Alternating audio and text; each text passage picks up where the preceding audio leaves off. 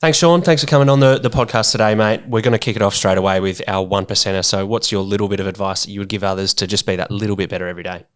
Yeah, I've had a think about it this week. There's a couple of things I remind myself of at times just to bring it all back in together. But probably the one thing is not to invest time into something that you have no control over. I think a lot of people sometimes get caught up in things that that you can't do anything about it, but you spend a lot of time invested and effort into something, but your end result is the same. I think it's important to stay away from that. 3, 2, 1. Here we go!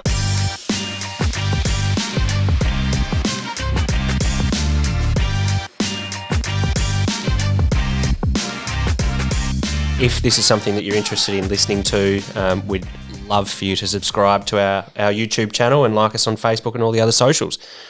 Shaun, tell us a little bit more about yourself. What do you do for a crust? And then we'll unpack that 1%er a little bit more.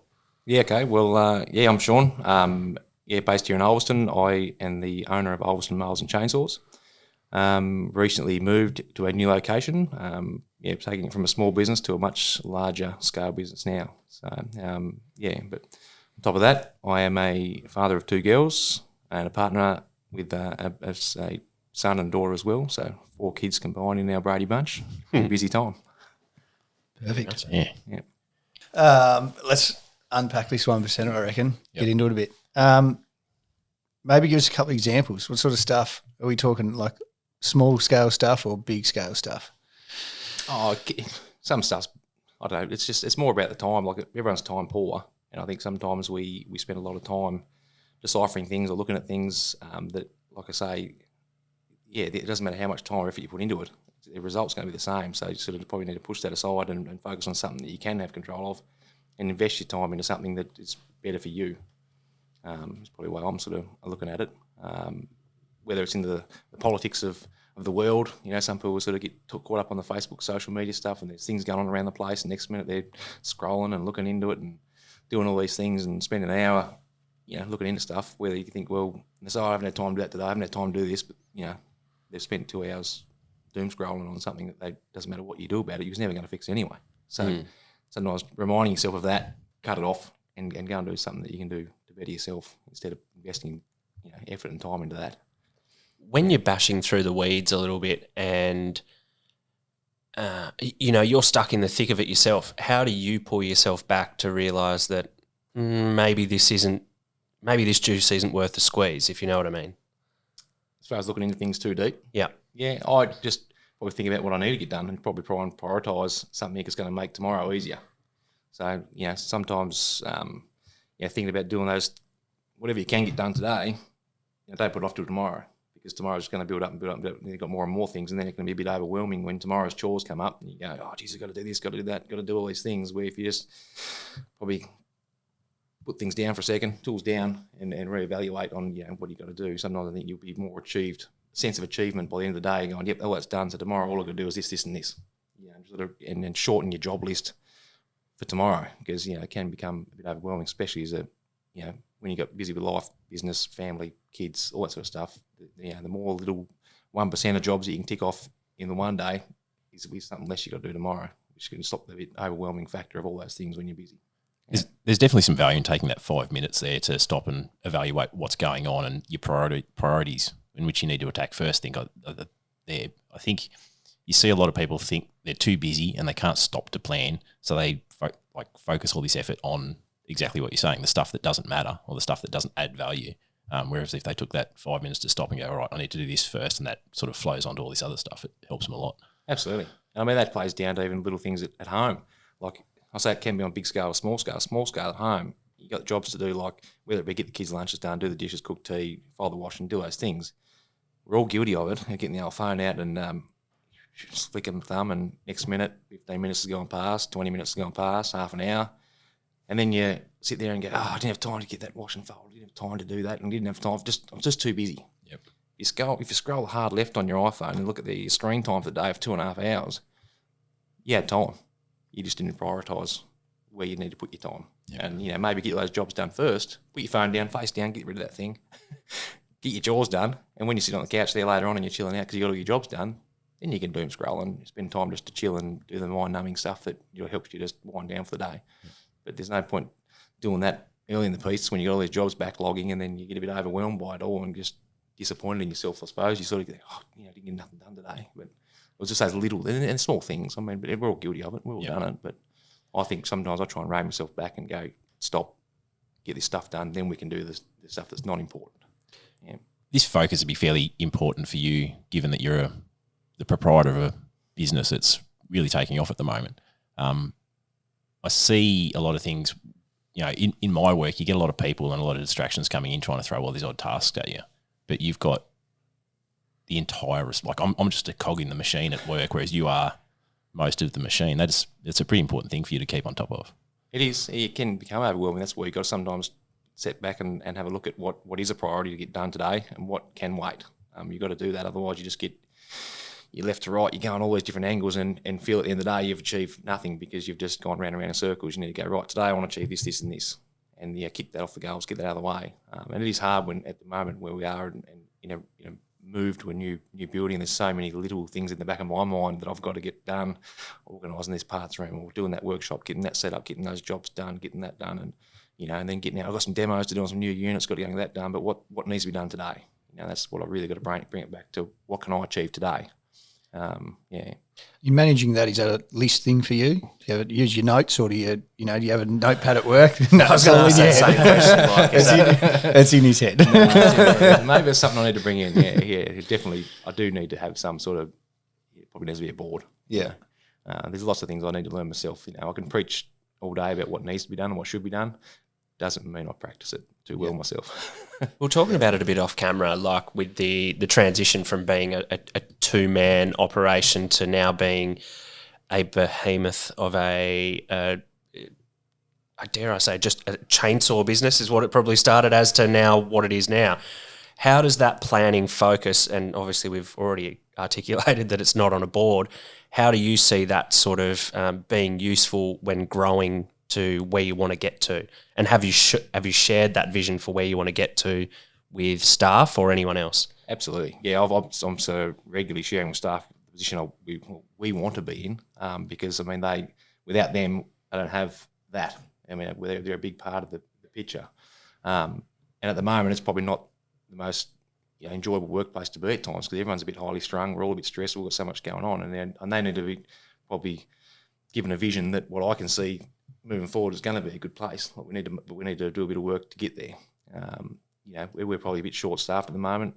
It's 4 of us there, but I think ideally a good number would be 6, so an extra couple. But I just need to work on that and probably find my feet first too, financially in the business. Because obviously more and more overheads, you got to make sure you can feed that. But also know that I can't keep driving the staff the way we're doing it to the level they're working. It'd be nice where we can have days off and people can have their holidays and not feel like they're letting the team down by leaving everyone there on the lurch. It'd be nice if we just if you need a week off, just have it. We've got enough staff to carry it. We can do it. It'd be nice to get that level, but it's a work in progress, and I've always got to keep those guys in the loop because if they think this is it, this is always ever going to be, they're gone. And once they're gone, you just can't replace guys that have been there for a few years now. Most of my guys, they've been there from the journey pretty much. From when I took over, they've pretty much been there from within 12 months of me taking over. They've stayed with me for the endurance. So they've seen a lot of change. Yep. And that journey for you, that started there from the very beginning when you left school. Yep. So then you've worked through your apprenticeship, you've done your time, and then you've gone on to then take that big risk. And we spoke about that. You didn't speak about it. Sorry. Carry on. But we spoke about it. Yeah. Spoke about the big risk you took to become a business owner, and then the next big risk to expand and go bigger again. You weren't a business owner, and you didn't do school to be a business owner. Did you involve a business coach, or did you obviously had a good guy before you to teach you a lot about it, but that's a big risk to take. All your research and learning behind it. Where did you go for that? I think it's just someone. It's in you a bit to be if you're an achiever type of person who sets goals, which I'll probably set myself in that category where if you set a goal, want to kick it, and once you kick that goal, you're always looking for the next one. So it's always been a thing, and even from the beginning, early days of being an apprentice there, it was a pretty early thing to be. I wanted to work for myself, whether it be just a mechanical workshop or whatever. But then the conversations had between Steve, the previous owner, we always talk from early days about me one day taking it over. So it was always a goal that we worked towards. And as time went on, I got more and more eager and keen and wanted to do these things. But I had to work hard to get there. I mean, there's no doubt there. Like I worked many weekends and nights at home, and carrying 2 and 3 jobs at a time through the 16 years of working for Steve to get to the end goal. And without doing that and taking some risks along the way, like buying a bit of property and buying some bits and pieces at a young age, those bits secured some, I suppose, equity for myself. When I went to buy the business loan, there was money there, or equity there, because I took a few big dives and took some big punts early in the game. A bit of a risk taker, I suppose, but evaluated. Like, I don't just jump in, but I like to have a think about what I can do and what I can achieve. And generally, once I've jumped in, I've then got to make it work. There is no looking back. You've done it. Nothing makes you work harder than debt. So. True. Yeah. If you don't mind, we were talking a little bit about it off air. Obviously, you weren't there. This isn't going to get old. No, it won't. It'll be just funny for the rest of the episode.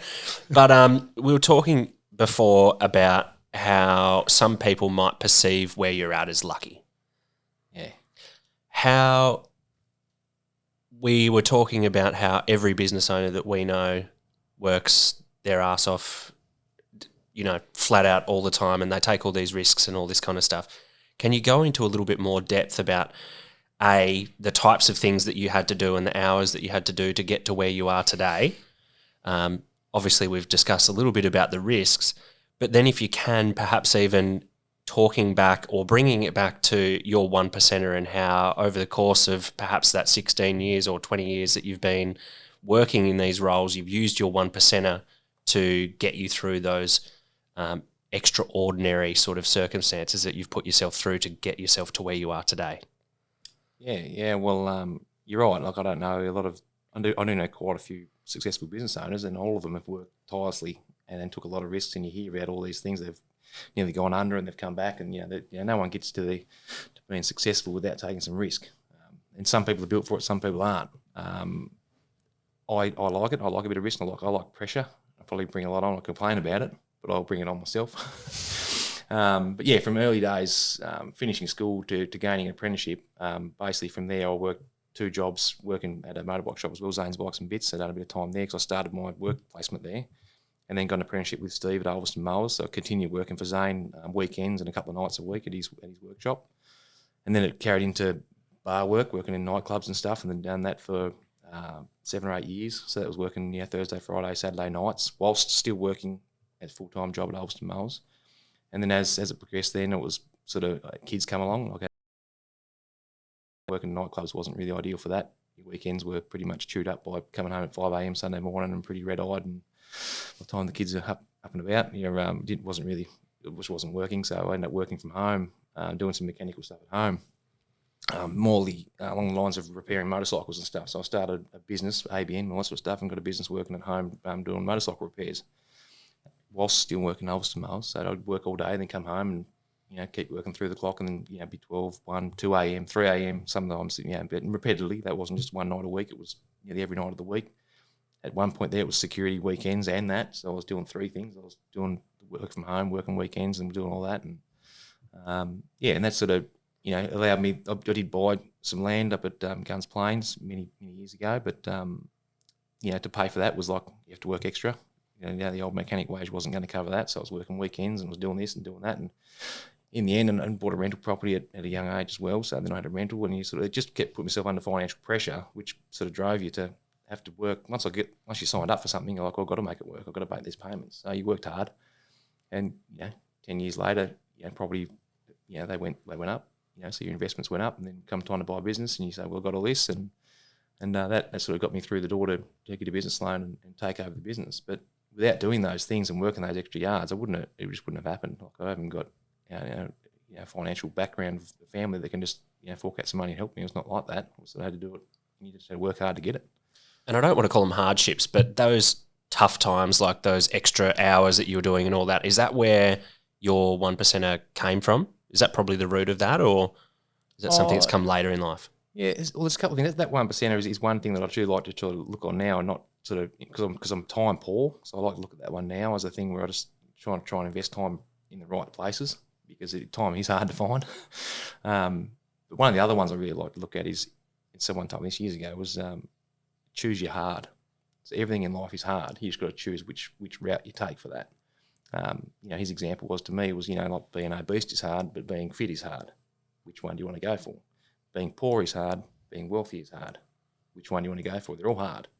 But you got to choose which hard you're going for. And I really liked when he said that to me. I was like, that's pretty cool. I like that. So choose your hard is one thing that I also look at too. When things do get tough, you got options. Which one do you want to go for? You can go, they're both hard. Whichever route you're going to go for, they're going to be hard. Which one do you want to work for? Do you want to work that one or that one? Yeah.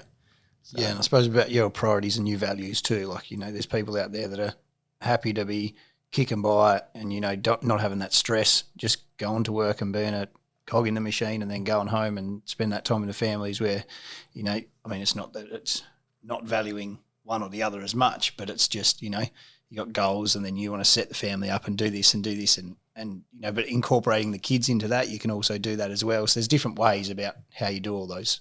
Oh, it's a battle. Balance is a key word, and if any of you know how to do that, you can please teach me, because I've been trying to work it out for a long time. I don't think anyone does. Everyone says, you got to find balance. Oh, show me. Because I'm struggling to find it because, but yeah, you do. Like, family's a massive thing, and my family's sacrificed a lot of not seeing me, or I've not been there for certain things and done things, but getting to the point now where I'm in business and I'm working for myself, that's starting to probably be a thing now where I have got the opportunities to leave work and go and watch the kids' sports, or drop them off to somewhere, or drop them off to school and do things. I've never spent so much time with my kids in the last couple of years than I've ever done. But the first 5-6 years of their life, I was quite absent as such. Like, I was coming home at night time, tucking them in bed, and I was going back to work. Like, that was me. Where now I can sort of drop what I need to do. I'm lucky enough to have a great team at work that, can pick up the slack when I've got to go. I can do that. But I also try and encourage to the guys at work that have all got kids, to do the same, because it's very easy to put that superhero work hat on, like I'm the provider and I've got to do all this. No, the world's going to stop without me.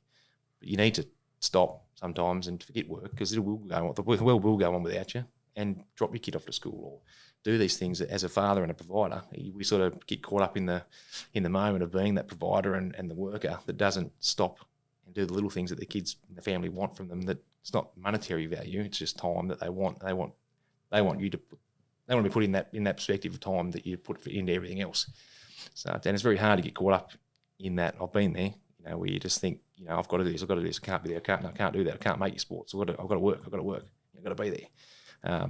It's important to tools down and go and do that. How much that means to your kids and other stuff is pretty important. Yeah, definitely. Yeah. On that topic, and it's a good segue into, what other types of things do you do for your mental health? I know we've spoken a little bit about some of the stuff, but what do you do now for you? This year, not much. Been pretty busy with the new shop and everything. Has been pretty full on. But I do like to. There's a few things I like to do. Like, I went a lot of fishing. Not that I get a lot of time to do it, but it's one of those things that clears my head, just to put the waders on and go for a walk up a river and don't have to catch anything. But just that walk, just that clearing your head and regrouping, I suppose. And or going up to my block, at Guns Plains, I've got that nice bush block up there that's just sitting there, not being used a lot, but that's where I used to go and do a bit of time for myself. Not necessarily had to be anyone up there, just myself. Go up there and get the chainsaw out and cut a bit of wood, or do something, light a fire and just clean up a little patch or something. It's just a bit of downtime where nothing else matters. It's just me doing my thing, and just, it's sort of a bit soul searching, I suppose you want to say, just sort of rezoning. But like I was saying earlier, recently got back and got the kids into judo. So my daughters are into judo now, and that's sort of, I used to do that years ago when I was doing the security work for 6-7 years. But that soft opening and putting the kids back in there is sort of like, I wouldn't mind getting back into this. And the kids are a bit funny. They went the first week, and then second week they were sort of a bit not really wanting to go. I said, what if I come and train with you? So now I've sort of got back into it. Now I'm sort of trying to help coach with the juniors on Tuesday night, and now doing a bit with the seniors on Thursday nights as well. So that's a good thing for me, just to do something. It's just my thing, go and do something just for me, just a bit of a vent, I suppose, get out of work and not focus on work. So anything you can sort of do that's your thing, whether it be jumping on the Harley or going for a ride, doing things, or fishing, or just taking a moment out for yourself, it's important. But a lot of us don't put enough of it as a priority. We sort of just, once again, put that cap on of work and cap and not focus on spending that couple of bit of time, once a fortnight or something, one day a week, go and do your own thing. going to the gym or doing something, or everyone's got their own thing. Yeah, and I think it is important, definitely. You need that time taken to just go and do that one thing that lets you stay in that moment. I think if you've like you're saying, you've got a lot of plans and a lot of thinking ahead, but just dragging yourself back to participating in that point in time rather than thinking ahead so much. Yeah. Oh, it's been told to me before, but numerous people, one saying put out there is, you can't pour from an empty cup. If you're not full, I mean, you can't give to everyone else if you're empty. So I mean, you need to go and, not to say it's selfish. You do need to take that moment out for yourself, and you do feel guilty as a father and provider myself. Sometimes you feel guilty stopping to sort yourself out when you've got so many other things and people relying on you. When you've got your work and your staff and your kids and your family all relying on, all wanting a piece. They want a piece of the puzzle. But when you do stop and go fishing up the river, the only thing you're thinking about while you're fishing is, I should be doing something with my kids. I should be taking the missus out for lunch. I should be doing this. I shouldn't be doing this for myself. But you do need to do it. As guilty as you may feel, it's not. You can't. You got to sort of focus on yourself sometimes. There's nothing wrong with that either. Yeah. That conversation's come up quite a lot in the podcast. Is I think it's every second episode has been people saying you do need to take that time to just for you. And then I think it was you, Murph, that said that the small amount of time that you take for yourself equals way more benefit to those that you're fearful of leaving, because you'll be a better you when you come back to them after taking that time for you. That sounds way too intelligent for me, but I'll take it. Yeah. I think I may have paraphrased a smidge, but if you want to re-articulate it, please do. But I think it's really important to take that time for yourself, and particularly for blokes sometimes that solitude can be quite refreshing, to just be in your own head, which can, for some people, can be super confronting as well, having that time just to sit there with no phone service, no nothing going on, none of those like distractions. Sounds good to me. Yeah, so many people just would really struggle. Like I know a lot of the younger generation would really struggle with that, like being able to just put your phone in the car. Imagine that. Imagine just leaving your phone in the car and then just going for a walk for an hour. That's what I used to love about the block at Guns Plains. Like years ago, there was no reception. Once you went over to Guns Plains Hill, started going down in there, it was like phone was done. So once you went in there, that was it. So we went to the block for the weekend. There was no phone ringing or messages, and friends would come up and we all stand around the fire having beers and chit and chatting and whatever. But everyone would be chit chatting because no one's looking down and scrolling because they couldn't. It didn't work. Yeah. So it was a great thing. But then the tower went up and then got reception. It sort of actually did change the vibes. It actually did change the whole vibe up there a bit. It was funny how it does that. But, just the phones were out. Everyone's taking photos and put them on Facebook and doing this and that. That was never a thing. It was just come in, have a beer and sit back and just enjoy it. That's how it was. But then it changed a bit once reception happened. But, yeah, that's today though. Driving around on 4x4s up in the bush. Yeah. Yep. In the middle of the night. Yep. Yeah, all ours. Some stories there. Yeah, but it's not, and that's not what I say about the being a father and a provider and stuff. Today it's not so much just the father as being the provider either. Today you see more and more of the working families. So they're both working couples. It's not just the man going out and doing the work. So then it becomes even more technical because the mum also needs that time out. Especially they're doing their bit, working all week and doing the kid thing and doing all the stuff. They need that time out, whether it's, they're doing their gym session or going for a walk down the beach or just doing we both need it. And not necessarily need to do it together. Sometimes we just need to do our own thing and just have that moment out, a bit of peace and quiet to yourself. Definitely. Look, mate, I think that's a really good spot to start to wrap her up. Is there anything else that you think that you want to share just with others before we finish it all off? I don't think so, mate. No, I think we had a good chat. Killed it. Thanks very much, Shaun. Thanks for being on. For everyone that is listening, go and check out Alverson Chainsaws and Mowers out on 2 Kilowatt Way. Number one. Yep. Got it wrong. Anyway, you can't miss it from the highway in Alverston. Check her out. Check them out on Facebook. And if you liked what you heard or seen today, please give us a like, a subscribe on all of the relevant social media platforms. Thank you very much, Shaun. Cheers. Thanks for having me. Shaun. Thanks. Cheers. Bye.